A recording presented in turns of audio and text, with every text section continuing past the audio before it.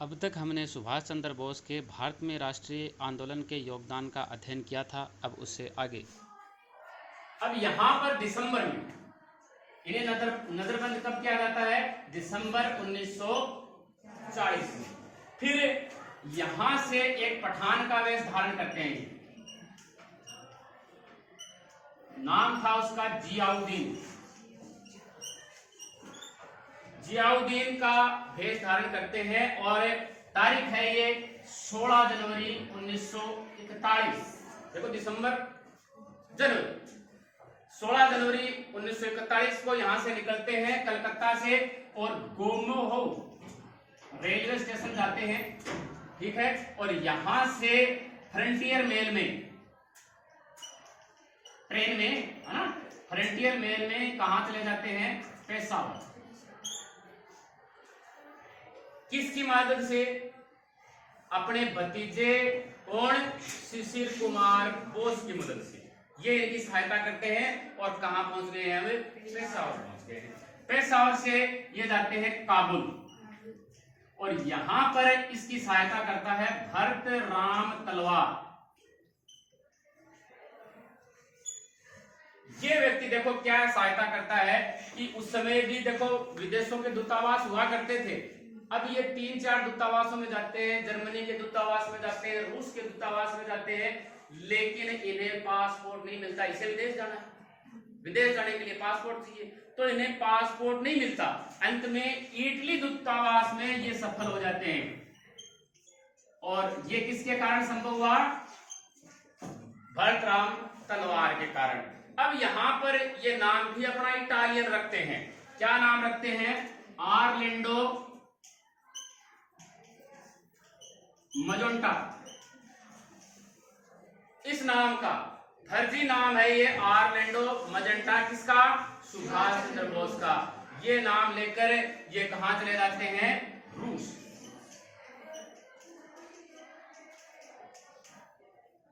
पहुंच गए। रूस पहुंचने के बाद में क्या होता है कि अब तक रूस है वो जर्मनी के साथ था। इनका जाने का कारण यही था कि मैं वहां पर जाता हूं, लेकिन 22 जून 1941 को जर्मनी ने जब रूस पर आक्रमण कर दिया तो रूस भी मित्र राष्ट्रों के साथ में हो गया। तो अब ये यहां से कहां जाएंगे? जर्मनी। 1941 दिसंबर में ये जर्मनी पहुंच जाते हैं। जून दिसंबर। अब यहां पर ये इनसे मुलाकात करते हैं। रिबेनट्रॉप एक व्यक्ति है, इससे मुलाकात करते हैं और इससे जब इनकी घनिष्ठता बन जाती है तो ये हिटलर से मुलाकात करने में सफल हो जाते हैं। ठीक है, 1900 कब है? 42 फरवरी 1942 में ये इससे मुलाकात करने में। देखो उधर क्या होता है, इसके साथ साथ हम पैरेलल देखते हैं। दिसंबर 1941 में, ठीक है, अंग्रेजी जो सेना है उसका मुकाबला होता है जो बर्मा में जापानी सेना से। साथ साथ करते हैं हम ये चीजें, इसलिए मैं कर रहा हूं यहां पर। इनसे मुकाबला होता है और यहां इनका जो कर्नल था वो था हंट। ठीक है, ये सेना बहुत ज्यादा थी संख्या में, मात्रा में, तो ये कर्नल हंट है, ये आत्मसमर्पण कर देते हैं। कर दिया। और ये जो भारतीय सैनिक थे उन सभी को किनको सौंप दिया? जापानी सेना को सौंप दिया। और इन्हीं में कौन थे? कैप्टन मोहन सिंह। यहाँ जो जापानी सेना थी इसमें 2 व्यक्ति प्रमुख है। एक है प्रीतम सिंह जिनका नाम भारतीय है ये, और एक है फुजिहारा। ये दोनों व्यक्ति इनको फौज बनाने के लिए उत्साहित करते हैं कि आप आजाद हिंद फौज का गठन कीजिए। और भारतीय जो भी है उनको मारते नहीं है, ये यहाँ से अपने साथ में ले जाते हैं बर्मा से, या फिर बर्मा में ये रहते हैं। ठीक है, ये हो जाता है। उसके बाद में हम आगे चलते हैं, थोड़ा सा आगे और चलते हैं। ये देखो फरवरी में है 28 से 30 मार्च 1942। ये चर्चा हम कर चुके हैं पहले। जो रास बिहारी बोस है, क्या लिख दिया?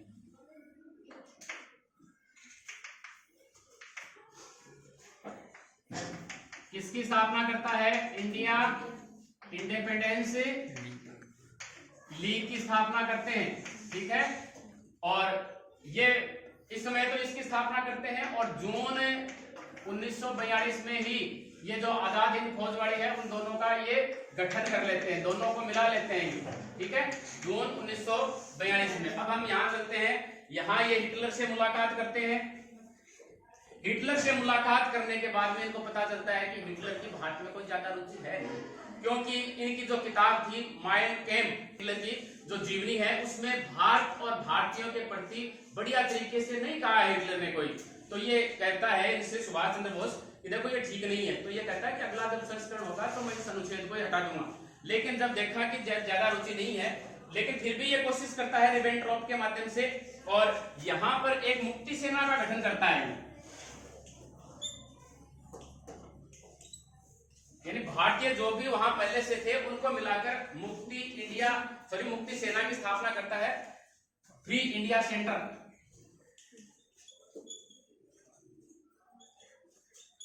और इनके जो ये मुक्ति सेना है ये ही इन्हें सबसे पहले कौन से नाम से संबोधित करती है? नेताजी के नाम से। तो सबसे पहले नेताजी का नाम इन्हें यहाँ मिला था और यहाँ इन्होंने क्या दिया था? जय हिंद, ठीक है। मुक्ति सेना, नेताजी नाम, जय हिंद, ठीक है। इसके बाद में अगला ये कहते हैं हिटलर से कि मैं आपके रेडियो से भी कुछ बोलना चाहता हूं।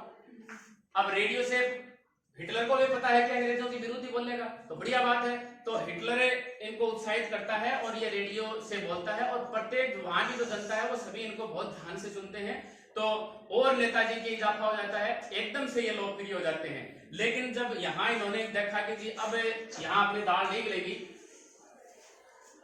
अब देखो यहाँ ये जर्मनी है,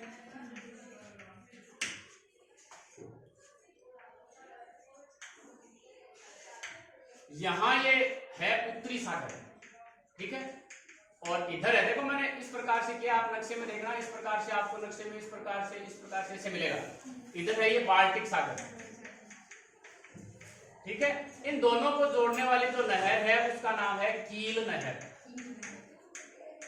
इस कील नहर से ये फिर यहां से चलते हैं, ठीक है, फरवरी 1943 में चलेंगे यहां से, और यहां से चल के ये यहां से कहां चले जाते हैं? यहां पर जो मेडागास्कर द्वीप है, जर्मन बोट की सहायता से ये यहां आते हैं और यहां से फिर ये कहां जाते हैं? देखो ये जो टापू है ये किसके हैं? इंडोनेशिया के। यहां आ जाते हैं, देखो कहां अब गए, देखो कैसे थे, कहां है? देखो यहाँ है, यहां से ये पेशावर है, पेशावर से ऊपर ये रूस में चले जाते हैं, ठीक है, और रूस से फिर ये कहां गए थे? गए से थे, आए ये अलग प्रकार से है, मेडागास्कर द्वीप, यहाँ आ गए। अब वो जो व्यक्ति है कौन? रास बिहारी बोस, ये कहता है कि आप हमारे पास आइए, ठीक है।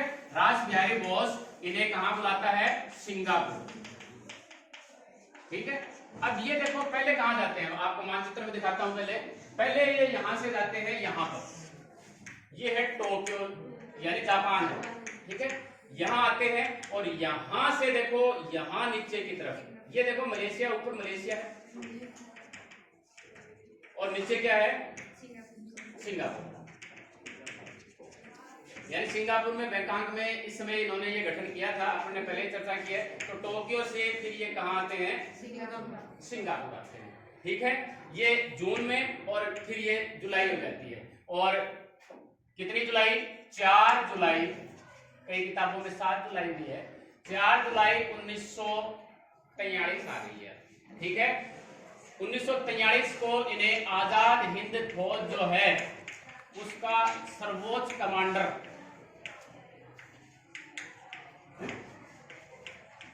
तो अगर कहीं आ जाए कि आजाद हिंद फौज के संस्थापक कौन थे, तो आपको नाम लेना है किसका? सुभाष चंद्र बोस का। 1943 याद रखिए। कैप्टन मोहन सिंह के मन में आजाद हिंद फौज के गठन का विचार ही आया था, ठीक है। स्थापना मुख्य रूप से कौन करते हैं? सुभाष चंद्र बोस, 4 जुलाई 1943। अब देखो, इनको तो सेना चाह रही थी कि मेरे को सेना मिल जाए, सेना इनको मिल गई। फिर अगली तारीख आपको याद करनी है 21 अक्टूबर 1943। ये यहाँ पर अंतरिम सरकार भी, भारतीय अंतरिम सरकार का गठन भी कर लेते हैं। अब काम की चीज अब से आएगी ज्यादा, जैसे ये विदेश पहुंच जाते हैं वहां से काम की चीज। यहाँ पर 2-4 व्यक्ति हैं, जैसे अनंत सिंह है, सॉरी अय्यर है, लक्ष्मी स्वामीनाथन है, इनको ये अपने कैबिनेट में लेते हैं। ये अपने शाहनवाज है, इन्हें ये अपने कैबिनेट में स्थान देता है। खुद इनका सर्वोच्च है सरकार, जो 21 अक्टूबर 1943 को बनी है, ठीक है, और इन्हें अपने कैबिनेट में जगह देता है। यहाँ से जो आजाद हिंद फौज है, इनकी कई टुकड़ी भी बनाता है, कईयों को मिलाकर अलग अलग टुकड़ी बनाता है। जैसे खुद के नाम पर सुभाष, और ब्रिगेड नाम लिख देता हूं ऊपर, ब्रिगेड, ये सभी ब्रिगेड है। एक सुभाष ब्रिगेड है, एक गांधी ब्रिगेड है, और एक नेहरू ब्रिगेड है। और महिलाओं के लिए भी बनाता है झांसी ब्रिगेड,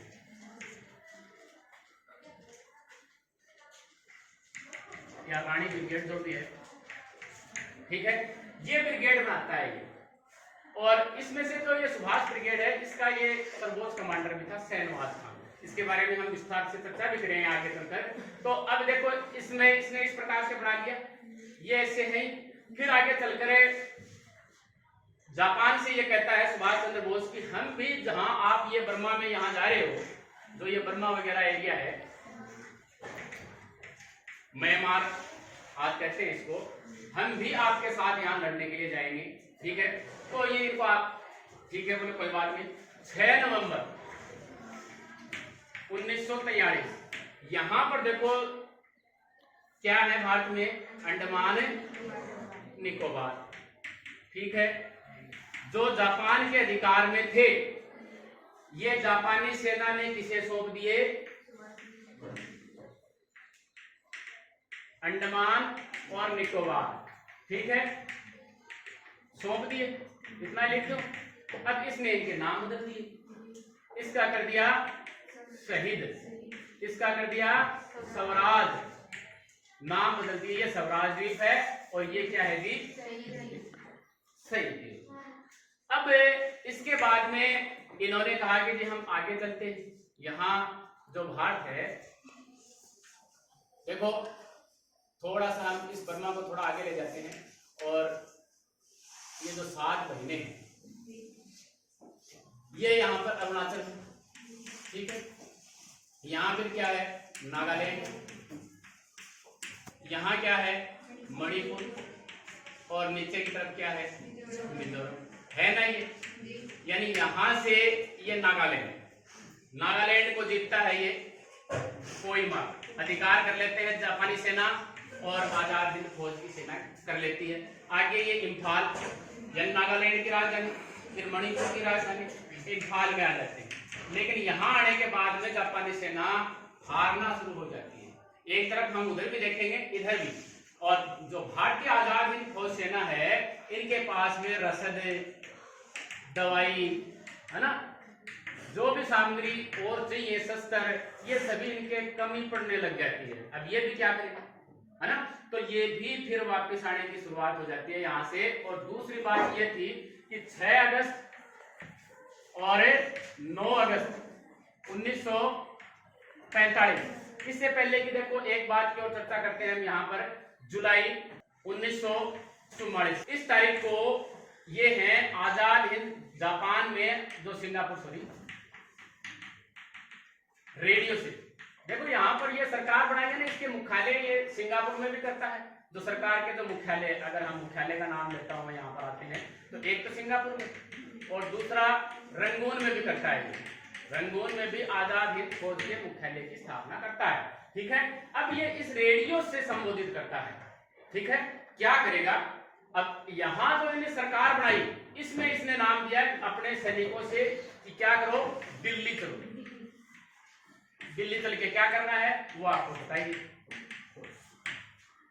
अब यहां पर ये क्या करता है, इस समय की बात है, दिल्ली चलो के समय की बात करते हैं, थोड़ा सा पीछे चलते हैं कि हमने बहुत त्याग किया है लेकिन प्राणों की आहुति देना अभी शेष है।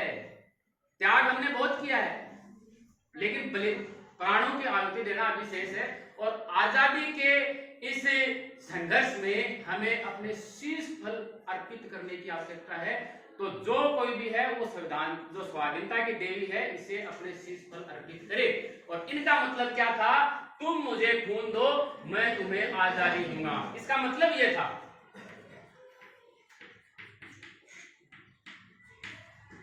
तुम मुझे खून दो, ये तो पता है आपको, है ना।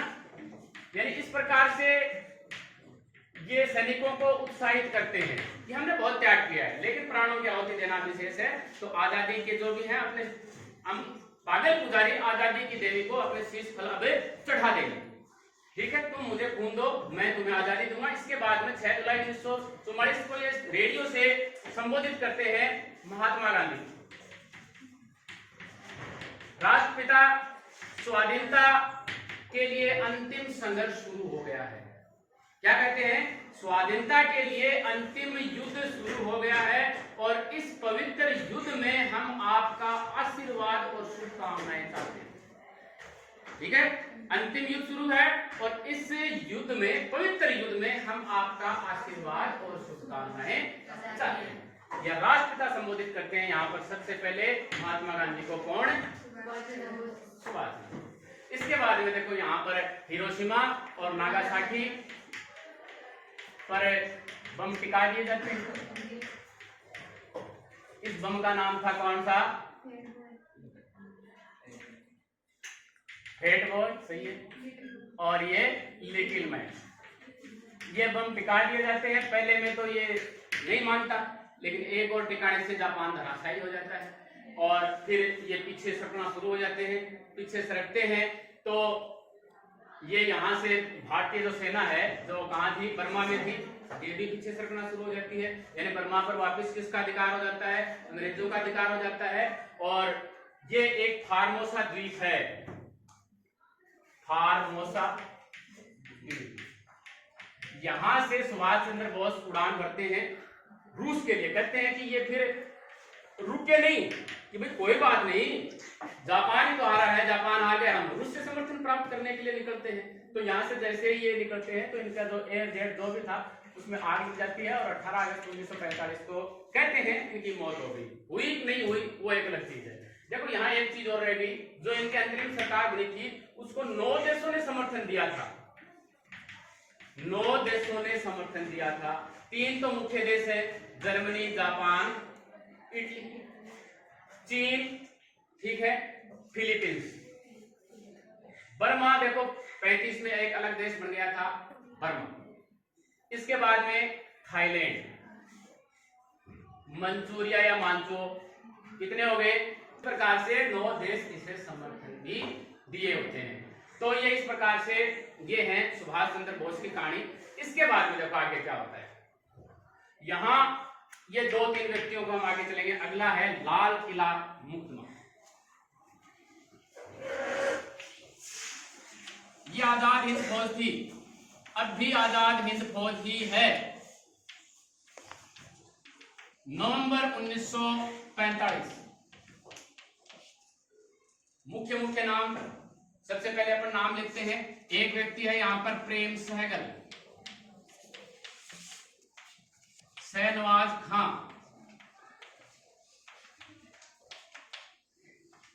गुरुदयाल या गुरु बख्श भी नाम आ जाता है कहीं पर, दोनों नाम लिख देता हूं मैं।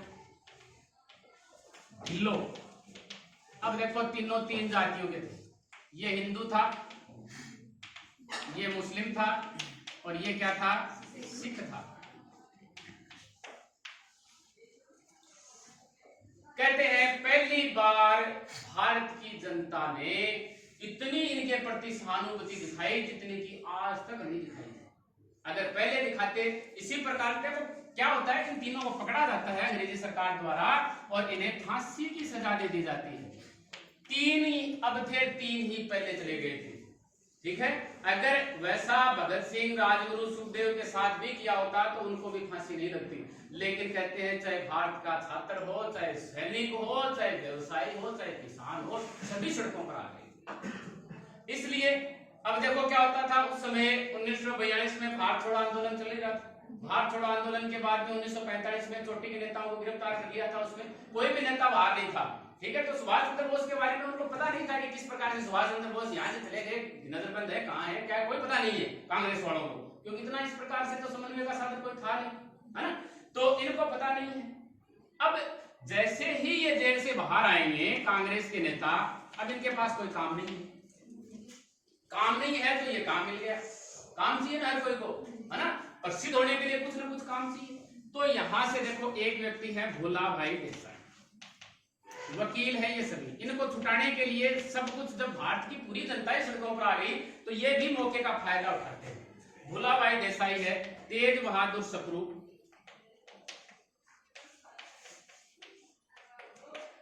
कैलाश नाथ काटजू, सभी वकील हैं ये। अरुणा आसफ अली और अपने प्रधानमंत्री जी जवाहरलाल इनके निर्देशन में कौन सी समिति का गठन होता है? आजाद हिंद सेना बचाओ समिति, कि हम इनको बचाएंगे। इनके निर्देशन में मुख्य अध्यक्ष ये हैं और ये वकील इनके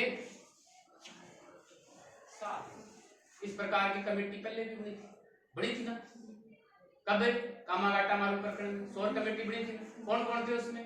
हुसैन रहीम थे, बलवंत सिंह थे और सोनलाल पाठक थे। याद है क्या कुछ? चलो जो भी है। तो ये इस प्रकार से इनको बचाने के लिए तैयार हो जाते हैं, इनके ऊपर मुकदमा चलाया जाता है और ये पूरी कोशिश करते हैं। इन्होंने फांसी की सजा दी, जनता सड़कों पर आ गई। अब ये व्यक्ति हैं बहुत माने जाने वकील थे, सबसे प्रमुख व्यक्ति ये थे, ठीक है।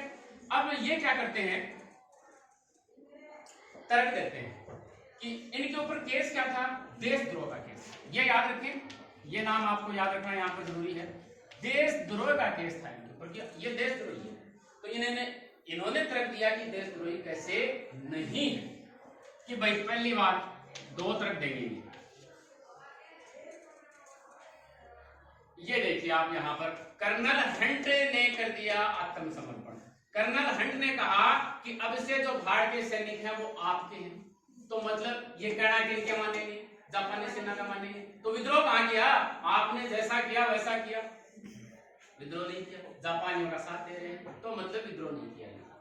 पहली बात, ठीक है, हंट का नाम लिख देता हूं मैं यहाँ पर।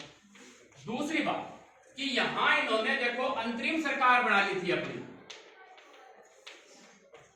तर्क देखो इनके, इन्होंने अंतरिम सरकार बना ली कब?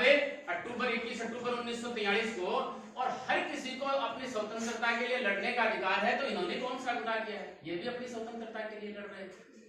तो इस प्रकार से ये तर्क देते हैं और इन तर्कों में जो अंग्रेज हैं वो अपने आप को निरुत्साहित पाते हैं। फिर कालांतर में, उस समय वायसराय थे वेवेल, लॉर्ड वेवेल, ये अपने वीटो पावर का इस्तेमाल करते हैं। वीटो पावर क्या होता है? विशेषाधिकार। ये उल्टा सुल्टा सह हो गए। विशेषाधिकार का फायदा लेकर या विशेषाधिकार का उपयोग करते हुए इन जो तीनों हैं इनकी फांसी की सजा को चेंज कर देते हैं और इन्हें कैद से आजाद कर देते हैं। अब देखते हैं ये तीनों हैं। ये सिख, ठीक है, थोड़ी सी बात है इनकी। अब देखो जो अकाली दल था उस समय सिखों के लिए, अकाली दल था, सिख सेना भी थी। इन्होंने कहते हैं कि आपके लिए हम अलग से वकील करेंगे, कहाँ है भारतीयों के सभी के साथ में रहते हो। लेकिन ये पक्के भारतीय थे, इन्होंने कहा कि केस होगा तो साथ होगा, जिएंगे तो साथ, मरेंगे भी साथ, ठीक है। कैसे कैसे आए हैं ये अपन सभी को पता है, कहां से इनको गिरफ्तार किया है। तो ये है गुरदयाल सिंह ढिल्लों। ये कहते हैं कि शिवाजी की जो पद्धति थी गुरिल्ला युद्ध पद्धति, उसमें बड़े माहिर थे। उस विधि से ये युद्ध करते थे। दूसरे व्यक्ति के पास हम चलते हैं, प्रेम सहगल। प्रेम सहगल की हम बात करें तो देखो वहां पर एक लेडीज है लक्ष्मी, है ना, लक्ष्मी स्वामीनाथन थी, लेकिन भारत आजाद होने के बाद में 1947 में ये इससे क्या कर लेते हैं जी, विवाह, और लक्ष्मी स्वामीनाथन है वो क्या बन जाती है, सहगल बन जाती है। ये थी मद्रास में इन्होंने MBBS किया था, तो मतलब ये क्या थी, एक डॉक्टर थी लक्ष्मी सहगल।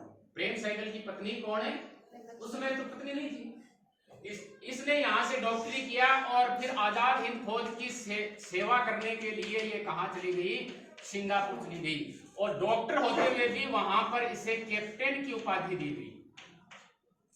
लक्ष्मी सहगल को कौन सी उपाधि दी गई, कैप्टन की उपाधि दी गई। तो ये है इसके बारे में।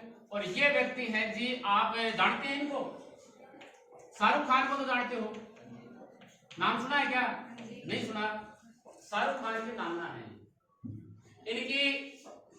देखो 3 लड़के थे, जो शहनवाज खान है, इनके 3 लड़के थे और 2 लड़कियां थी, और इनकी जो मम्मी थी अम्मी जान, लतीफ फातिमा, इनको इन्होंने गोद लिया था। अब गोद लिया हो चाहे कुछ भी हो, बेटी तो है, बेटी से फिर क्या हुआ था, शाहरुख खान जी, और ये इस तरीके से इसके नाना जी हो जाते हैं। फिर कालांतर में जो शहनवाज खान हैं वो मेरठ से चुनाव भी लड़ते हैं जब भारत आजाद हो जाता है, और कई पदों पर भी रहते हैं, कृषि मंत्री, श्रम मंत्री, आगे अपनी जिम्मेदारियां निभाते हैं। सुभाष चंद्र बोस जब चले गए थे 1933 से 36 के बीच में, है ना, तो ऑस्ट्रिया में जब ये जाते हैं तो यहाँ पर कमला नेहरू की मौत हो जाती है। तो कमला नेहरू कौन है, जवाहरलाल नेहरू की पत्नी। तो ये यहाँ पर इन्हें जो जवाहरलाल नेहरू है इसे भी ढांढस बंधाते हैं, ऑस्ट्रिया के अंदर है तो ढांढस बंधा दिया। फिर आगे चलते हैं, ये यूरोप जाते हैं और यूरोप में इसकी मुलाकात हो जाती है विठल भाई पटेल से। और विठल भाई पटेल कौन है, सरदार वल्लभ भाई पटेल के भाई हैं, और वहां पर इनकी मंत्रणा बहुत प्रसिद्ध होती है, बोस विठल मंत्रणा प्रसिद्ध हो जाती है। और इस मंत्रणा में मुख्य ये था कि ये गांधी जी की निंदा करते हैं दोनों मिलकर, गांधी जी कोई काम का नहीं है, बोस और विठल लाल, ठीक है। अब इसके बाद में क्या होता है, विठल नाथ की ये बहुत सेवा करते हैं, लेकिन अब वही बात है कि अंत में इनकी क्या हो जाती है जी, मृत्यु। जब इनकी वसीयत पढ़ी जाती है तो ये वसीयत अपनी पूरी नाम किनके कर देते हैं, नेताजी के नाम कर देते हैं। अब ये बात इसको अच्छी नहीं लगती वल्लभ भाई पटेल को। वल्लभ भाई पटेल इनके ऊपर फिर केस कर देते हैं, तो केस वो जीत भी जाते हैं, और फिर जो पूरी सामग्री है इनकी, जो अपने भाई की संपत्ति है, वो किसको दे देते हैं, गांधी जी के हरिजन आश्रम के लिए दे देते हैं। तो हो सकता है कि गांधी जी ने जितवाया हो। सुभाष चंद्र बोस का भारतीय राष्ट्रीय आंदोलन में योगदान का हमारा ये अध्याय इसी के साथ समाप्त होता है।